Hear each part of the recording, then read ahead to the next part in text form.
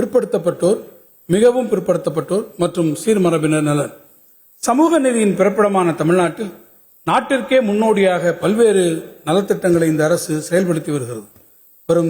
வரும் தேசிய மக்கள் தொகை கணக்கெடுப்புடன் சாதி வாரியான கணக்கெடுப்பினையும் இணைத்து ஒன்றிய அரசு நடத்திட வேண்டும் என்று இவ்வரசு தொடர்ந்து வலியுறுத்தி வருகிறது.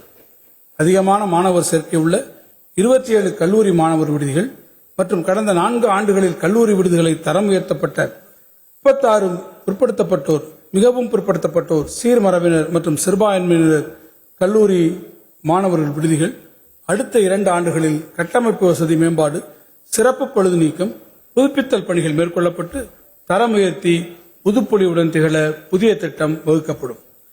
9 மற்றும் 10ஆம் வகுப்பு பயிலும் 2,92,271 பிற்படுத்தப்பட்டோர் மற்றும் மிகவும் பிற்படுத்தப்பட்டோர் மாணவர்களுக்கு கல்வி உதவித்தொகை வழங்க தேவைப்படும் தொகை 117 கோடி ரூபாய்.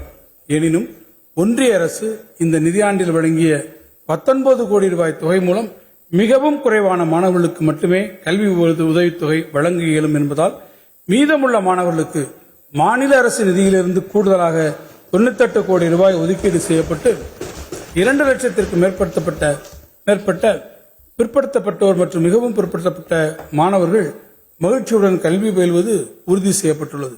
இந்த வரவு செலவு திட்ட மதிப்பீடுகளில் பள்ளி படிப்பு உதவித்தொகை வழங்குவதற்காக 146 கோடி ரூபாயும், பள்ளி மேற்படிப்பு உதவித்தொகை வழங்குவதற்காக 335 கோடி ரூபாயும் ஒதுக்கீடு செய்யப்பட்டுள்ளன.